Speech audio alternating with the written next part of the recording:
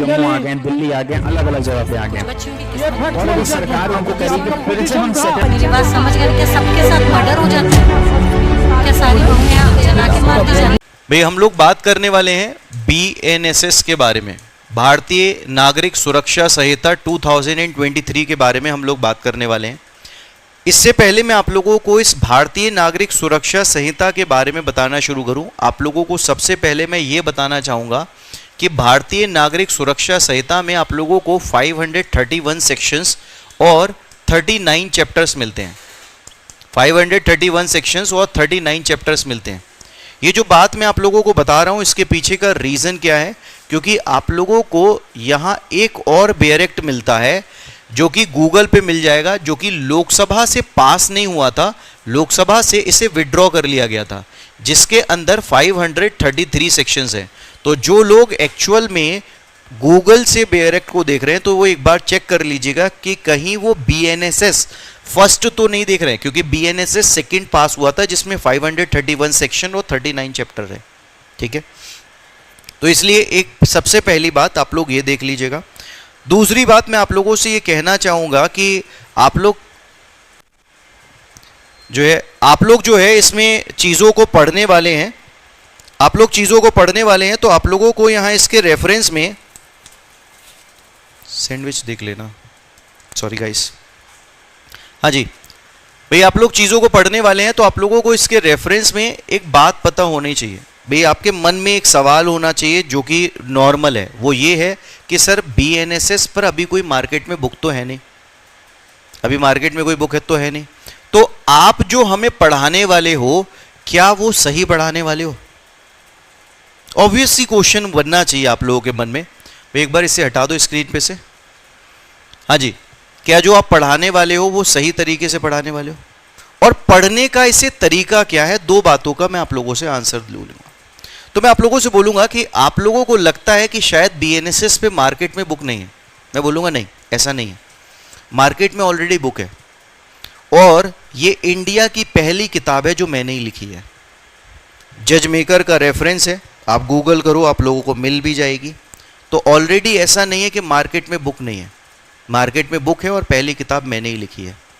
तो इसका मतलब मैं आप लोगों को पढ़ा रहा हूँ तो मैं आप लोगों को वो क्वालिटी दे सकता हूँ जो इंडिया में आपने कभी नहीं सुनी, और मैं इस बात की गारंटी लूँगा। और इतनी देर में जब मैं आप लोगों को 1 घंटे में पढ़ाऊँगा तो आप लोगों को इसके बारे में पता भी चल जाएगा।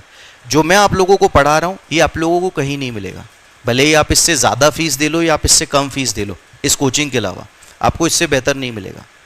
क्या सर आप जो कह रहे हो उसकी ऑथेंटिसिटी है? मैं बोलूँगा आज इंडिया में कोई ऐसा स्टेट नहीं जहाँ पढ़ाया हुआ बच्चा जज नहीं, और कोई ऐसे स्टेट का रिजल्ट नहीं आता जहाँ हमारा बच्चा क्वालिफाई नहीं करता। इनफैक्ट उड़ीसा का भी मेंस होने वाला है और बच्चे क्वालिफाई कर रहे हैं। इनफैक्ट गुजरात और छत्तीसगढ़ में भी बच्चे क्वालिफाई कर रहे हैं। तो लोग मेंस देने जाने वाले हैं भाई, छत्तीसगढ़ और मेंस राजस्थान दोनों का मेंस देने जाने वाले हैं। उड़ीसा में भी बच्चे क्वालिफाई कर रहे हैं। तो कोई स्टेट का रिजल्ट ऐसा नहीं जाता जो खाली जाता है। तो आज हो सकता है आप मेरी शक्ल पहली बार देख रहे हो, मगर इस काम में, इस जुडिशरी को पढ़ाते हुए ऑलमोस्ट 10 साल हो चुके हैं। तो सारे स्टेट्स में आज मैं रिजल्ट दे चुका हूं। हमारा इंस्टीट्यूट हर स्टेट में रिजल्ट दे रहा है। तो इसलिए मैं आप लोगों से बोलूंगा कि जो मैं आपको पढ़ा रहा हूं आप बिल्कुल विश्वास करके पढ़ सकते हो कि जो मैं पढ़ा रहा हूं बिल्कुल ऑथेंटिक है, क्योंकि किताबों में जो लिखा है वो भी मैंने ही लिखा है। अब इसके साथ मैं आप लोगों को शुरू करता हूं। अगर आप लोग इस बेयर एक्ट को पढ़ना शुरू करोगे, इस BNSS को पढ़ना शुरू करोगे, तो इस BNSS को पढ़ने के 2 तरीके हैं। एक तरीका क्या है कि मैं आप लोगों को सेक्शन 1 से लेकर पढ़ाना शुरू करूं और सेक्शन 531 तक सेक्शन पढ़ा दूं। एक तो तरीका ये है, ठीक है। अगर मैं आप लोगों को इस तरीके से पढ़ा रहा हूं तो एक्चुअल में मैंने पढ़ाया या किसी और ने पढ़ाया, उसने आपको बेवकूफ बनाया, क्योंकि ये प्रोसीजरल लॉ है, इसे इस तरीके से नहीं पढ़ा जा सकता। एक्चुअल में ये कुछ और नहीं, ट्रांसलेशन है। ये कुछ और नहीं, ट्रांसलेशन है, और हम लोग ट्रांसलेशन नहीं पढ़ने वाले। मैं आप लोगों को जो पढ़ाने वाला हूं वो प्रोसीजरल के अकॉर्डिंग पढ़ाने वाला हूं। प्रोसीजर के अकॉर्डिंग मतलब प्रोसीजरल लॉ है, प्रोसीजर के अकॉर्डिंग पढ़ेंगे। जैसे कि कोर्ट में यहां ये BNSS काम करता है, उसी के अकॉर्डिंग हम जो है BNSS को पढ़ने वाले हैं। सर ऐसा क्यों? क्योंकि आप लोग यूपीएससी नहीं दे रहे हो, आप लोग एसएससी नहीं दे रहे हो, ना पीसीएस का एग्जाम दे रहे हो कि आपने जनरल साइंस पढ़ा, ज्योग्राफी पढ़ी, हिस्ट्री पढ़ी, एंथ्रोपोलॉजी पढ़ी और आपने अपना एग्जाम क्वालिफाई कर लिया, फिर उस सब्जेक्ट से कोई लेना देना नहीं रह गया। मेंस से आपने कोई भी सब्जेक्ट चूज कर लो, आपका उस सब्जेक्ट का कोई लेना देना रहता नहीं उस वर्किंग से। ये लॉ है, पीसीएस जे का एग्जामिनेशन है, लॉ पढ़ रहे हो, लॉ सीख रहे हो, लॉ पर ही जिंदगी चलने वाली है। इसलिए कोर्ट में पहुंचने से पहले कोर्ट की फंक्शनिंग को जानना हमें बड़ा जरूरी है। कोर्ट में कैसे प्रोसीजर काम करता है ये सारी चीजें जानना जरूरी है। और जो लोग आप लोगों से एक झूठ बोलते हैं कि कोर्ट में लॉ अलग तरीके से काम करता है और एक्चुअल में किताबों में लॉ अलग तरीके से लिखा है, मैं बोलूंगा एकदम झूठ है। मैं आप लोगों को वो लॉ पढ़ाऊंगा जो कोर्ट में भी काम करेगा और जो किताबों में भी वही लिखा है। बस पढ़ने का तरीका बदलना है, पढ़ने का तरीका बदलना है। जैसा कि मैंने आप लोगों से कहा, ये अगर मैं आप लोगों को पढ़ाकर लिखवाना शुरू करूं तो अगर आप बीएनएस का इंडेक्स देखोगे तो आप लोगों को इस चीज को लिखने में 3 पेज चले जाएंगे कम से कम।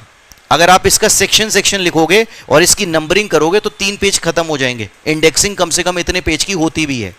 मगर मैं आप लोगों से बोलूं, अगर मैं ये 531 सेक्शंस को कोर्ट के हिसाब से लिखूं, कोर्ट के हिसाब से लिखूं तो ये केवल एक स्लाइड पे आ जाएंगे, केवल एक स्लाइड पे। कैसे, आओ मैं आप लोगों को बताता हूं। यानी कि अगर मैं बीएनएसएस को पढ़ रहा हूं और इस बीएनएसएस को प्रोसीजर के अकॉर्डिंग, यानी कि मैं इसे कोर्ट के अकॉर्डिंग अगर पढ़ रहा हूं तो इस बीएनएसएस में पूरा कंटेंट क्या लिखा हुआ है इसके बारे में मैं बात कर रहा हूं। ठीक है, इसमें पूरा कंटेंट क्या लिखा हुआ है। तो इसमें जो कंटेंट है वो है information, information, investigation, investigation, inquiry, trial, judgement, execution, execution, appeal, reference, revision plus bail. यानी कि ये पूरे 531 सेक्शंस में जो भी कुछ आप लोगों को लिखा हुआ मिलता है 39 चैप्टर्स में, ये इससे ज्यादा कुछ नहीं लिखा हुआ मिलता। पूरे 39 चैप्टर्स में ये आप लोगों को लिखा हुआ मिलता है। इससे ज्यादा कहीं पर भी कोई भी सेक्शन आप उठा लो, इससे ज्यादा कंटेंट आप लोगों को नहीं मिलता। जबकि हम सेक्शन वाइज ट्रांसलेशन के अकॉर्डिंग पढ़ रहे हैं तो 1 से लेकर 531 सेक्शंस को लिखने में 3 पेज चले जाते हैं। ये डिफरेंस है हमें कोर्ट के अकॉर्डिंग पढ़ने के तरीके में। ठीक है, अब जैसा कि मैंने आपको बताया कि इसे पढ़ने का तरीका कोर्ट के अकॉर्डिंग होगा, तो बिल्कुल बेसिक से शुरू करूंगा। ये मान के चलूंगा ही नहीं कि आपने आज से पहले बीएनएसएस का बेयर एक्ट देखा है या सीआरपीसी का बेयर एक्ट देखा है। अगर आप पहली बार क्लास ले रहे हो, लॉ को पहली बार हो सकता है एलएलबी के फर्स्ट ईयर में देखने निकले हो, बीएलएलबी के फर्स्ट ईयर में देखने निकले हो, तो भी आप लोगों को ये सारी बातें समझ आने वाली हैं।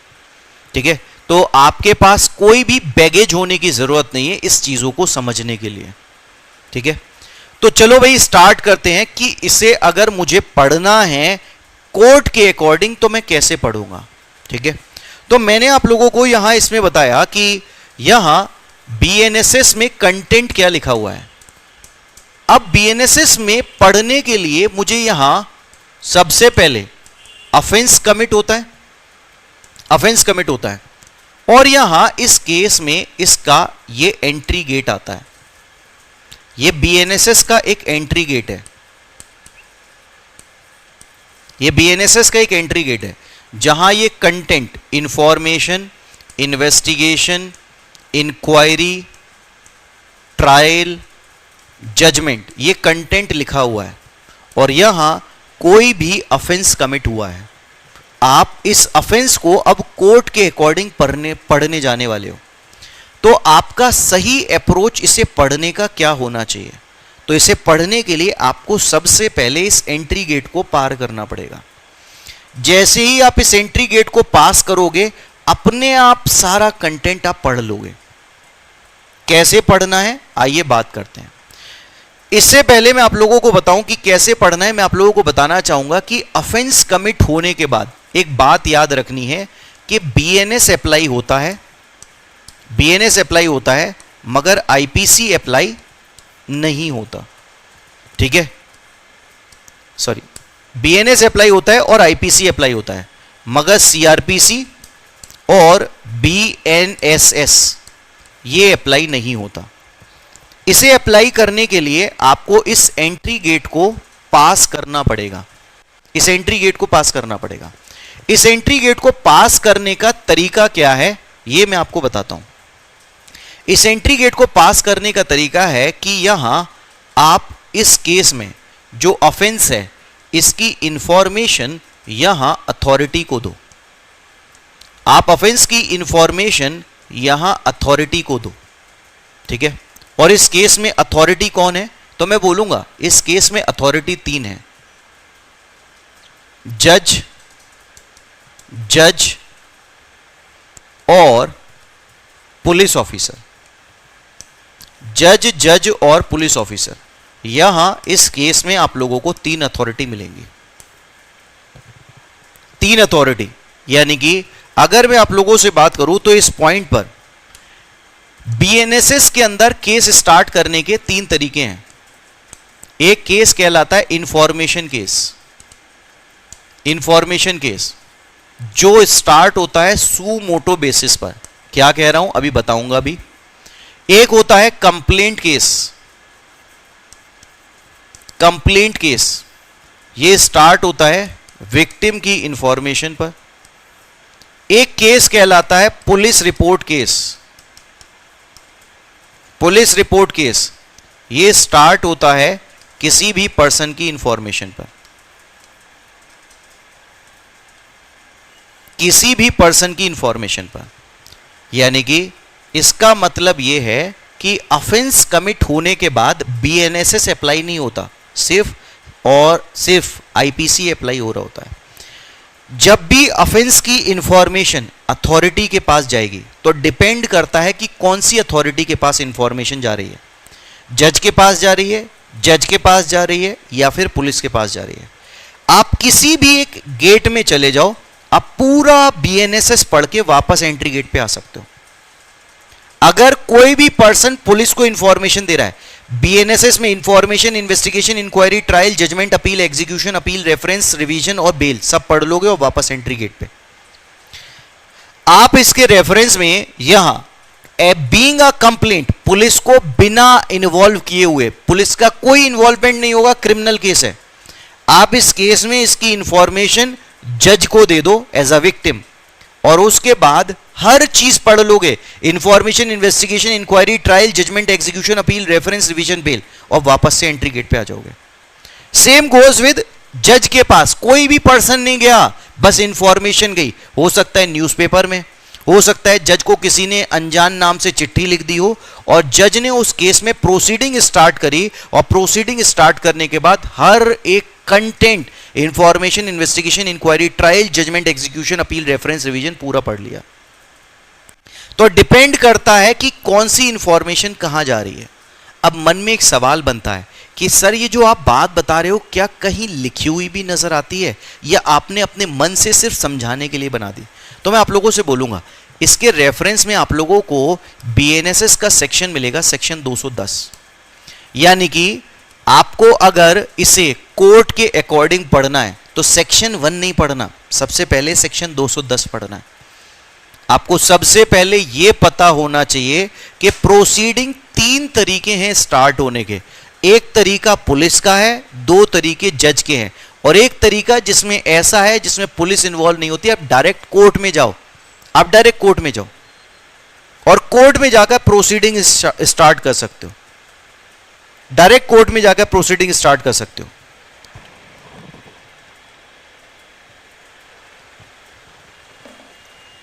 बोलिए भाई, ये बात समझ आ रही है? हाँ भाई, ऑनलाइन वाले स्टूडेंट ये बात समझ आई? सेक्शन 210 जी, इंफॉर्मेशन कौन लेके जा रहा है इंपॉर्टेंट है। अगर विक्टिम लेके जा रहा है इंफॉर्मेशन तो कंप्लेंट केस। अगर इंफॉर्मेशन जज के पास अपने आप गई तो इस केस में इसे हम कहते हैं इंफॉर्मेशन केस। डिपेंड करता है, ठीक है। अब एक चीज मैं आप लोगों को बताता हूं कैसे काम करेगा। हर प्रोसीडिंग को हम डिटेल में पढ़ेंगे, हर प्रोसीडिंग को हम डिटेल में पढ़ेंगे, तभी एक्चुअल में बीएनएसएस कोड के अकॉर्डिंग कवर होगा। अब मैं आप लोगों को इसके रेफरेंस में एक पॉइंट बताता हूं। मैंने आप लोगों को बताया कि ऑफेंस कमिट होने के बाद आईपीसी अप्लाई होता है, मगर बीएनएसएस अप्लाई नहीं होता जब तक कि ऑफेंस की इंफॉर्मेशन अथॉरिटी पे ना पहुंच जाए। मैं आप लोगों को इस बात को कानों से ना दिमाग तक का सफर तय करवाता हूं कि बात जो आपने सुनी इसे दिमाग तक पहुंचाने के लिए मैं आपको एक स्टोरी का रेफरेंस देता हूं। आप इस स्टोरी को सुनने के बाद इस बात को समझ जाओगे जो मैं आप लोगों से कह रहा हूं। ये स्टोरी जो है वो किसके रेफरेंस में काम करती है? ये स्टोरी जो है वो काम करती है इस रेफरेंस में कि एक डॉक्यूमेंट्री है नेटफ्लिक्स पर, ठीक है। ये डॉक्यूमेंट्री जो है वो इंद्रानी मुखर्जी और शीना बोरा मर्डर केस की है। क्या सिचुएशन थी, एक ब्रीफ में स्टोरी में आपको बताता हूं। होता क्या है कि शीना बोरा जो कि इंद्रानी मुखर्जी की बेटी होती हैं, इंद्रानी मुखर्जी अपनी तीसरी शादी एक देश के बड़े बिजनेसमैन के साथ कर रही होती है जिनका नाम होता है पीटर मुखर्जी, और पीटर मुखर्जी के पास भी एक बेटा होता है। उस केस में यहां दोनों लोग इंद्रानी मुखर्जी और पीटर मुखर्जी जो है वो शादी कर लेते हैं। शादी करने के बाद उनके दोनों बच्चे साथ में रहना शुरू करते हैं। जैसे जैसे बच्चे बड़े होते चले जाते हैं उन बच्चों के बीच में लव रिलेशनशिप डेवलप होता है और वो बच्चे आपस में शादी करना चाहते हैं। ये बात जब वो अपने पेरेंट्स को बताते हैं, पेरेंट्स को पसंद नहीं आती, पेरेंट्स पहले समझाने की कोशिश करते हैं। जब बच्चे इस बात को समझने के लिए तैयार नहीं होते तो शीना बोरा का मर्डर कर दिया जाता है इंद्रानी मुखर्जी के द्वारा, और मर्डर करने के बाद अपने ड्राइवर की हेल्प से उसकी लाश को जंगल में कहीं दफना दिया, और दफनाने के बाद जो है उस ड्राइवर को बहुत सारा पैसा देकर नौकरी से निकाल दिया। बोले अब तेरा और हमारा कोई लेना देना नहीं। ड्राइवर उस पैसे को 7 साल तक अय्याशी में इस्तेमाल करता है, और कुछ टाइम के बाद जब वो पैसा खत्म हो जाता है तो क्राइम के रास्ते पर आगे बढ़ जाता है। उस 7 साल के बाद वो एक डकैती करता है, और डकैती केस में वो पुलिस के हाथे चढ़ जाता है। पुलिस उसे मार मार के पूछ रही होती है कि उसने कौन कौन से ऑफेंस और पहलेडी किए हैं। यानी कि पुलिस वाला तो ये जानना चाहता था कहां कहां उसने और डकैती करी है। वो कहते हैं ना, मार के आगे भूत भागते, मुर्दा जिंदा होकर बोलने लगते हैं।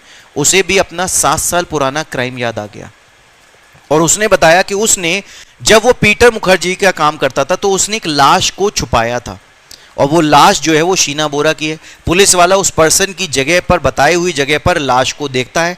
अब 7 साल बाद स्केलेटन में भी बहुत कम हड्डियां बची होती हैं।